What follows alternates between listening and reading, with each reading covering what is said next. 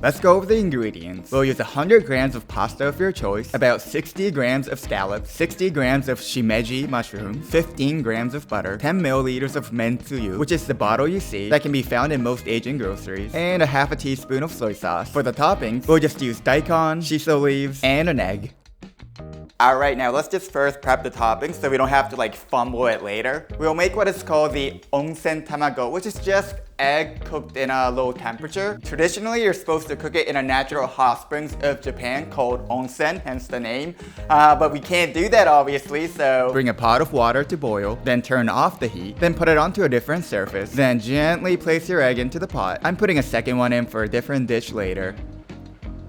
Then leave it alone for 12 minutes, which should replicate the slow, low temperature cooking experience of cooking it in an onsen. Then take it out of the pot and put it into a bowl of cold water and just leave it alone for a few minutes to prevent it from cooking further. Then crack it open, and now we got a perfect onsen tamago, which goes so well with this pasta. Now peel off the skin from the daikon. I'm not talking as I do this, because I got distracted and almost sliced my fingers right off. Scary stuff. Then grate it into a bowl. The exact amount doesn't really matter, but let's just say like a large spoonful.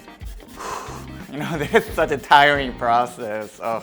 But I think it's almost done. It has so much refreshing zestiness to the pasta, so don't skip it. Now cut the stem from the shiso leaves, fold them in half, then cut vertically into thin strips. The shiso leaves add a certain bitterness to the pasta, which brings harmony to the whole dish. Alright, now we'll boil the pasta. We're gonna put in 1% of the weight of the water of salt. So in my case, I have 2 liters of water, so I'm gonna put in 20 grams of salt. Now put in the pasta once it boils and cook for 8 minutes for al dente. I'm gonna actually boil this in my real stuff. Stop! I should really invest in cooking mittens. Oh, look at that, you can see my bare foot. Maybe it's for the best that the camera's out of focus. Meanwhile, get a separate bowl and put in 10 grams of butter, half a teaspoon of soy sauce, and 10 milliliters of men-tsuyu. We'll be using this bowl later. It's best to cut the scallops into bite-sized chunks, so I'm gonna go ahead and do that. This should be good. We'll sprinkle a little bit of salt for good measure. I also went ahead and separated the root from the shimeji mushrooms. Now get a pan and turn it to medium-high heat, and coat it with a little bit of olive oil. Then put our shimeji mushrooms in. We're not trying to make a stir fry here, so it should be cooked for less than a minute until you get light sear marks here and there. Then slightly lower the heat. Then put in our scallops and 5 grams of butter. Stir it up as you melt the butter. 2 important things are happening here. First, the butter is getting absorbed by the shimeji mushrooms to add so much flavor as you chew into it.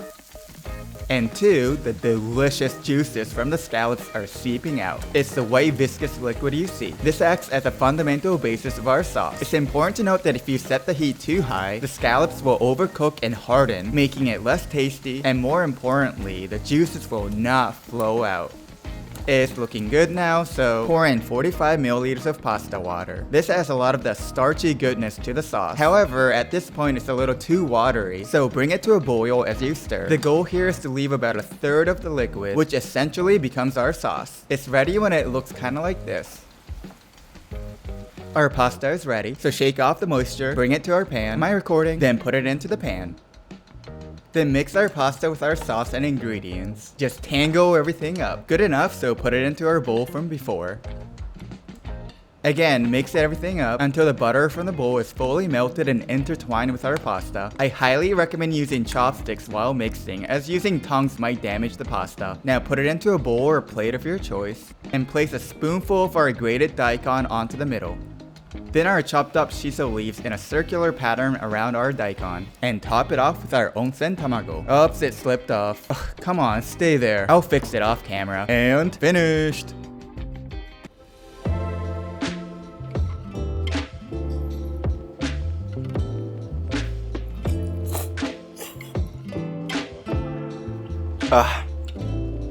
Has so much flavor. It's so good. We didn't really use like too many things, but that just kind of shows you like the combination of all these little things. They add up to create something even better than the sum of its parts. Is that the saying? You know, I don't usually use chopsticks to eat pasta because that's just kind of weird, but you know, Japanese cooking channel and all, I'm trying to make it as authentic as possible, even though I don't think most Japanese people use chopsticks anyway for eating pasta, but You know, for those of you who've been watching my videos, you can tell that I am now back in my normal kitchen in New York. I was just in Japan for a couple weeks and it was great. But you know, like I said in the last video, it was kind of a weird situation. A lot of weird things happened, but you know, I'm glad I went, but I'm even more glad that I'm back home. Alright, finished. Oh, that was amazing. Alright, so definitely give this a shot. I got a bunch of other recipes coming, so thanks for watching, and I'll see you next time. Bye.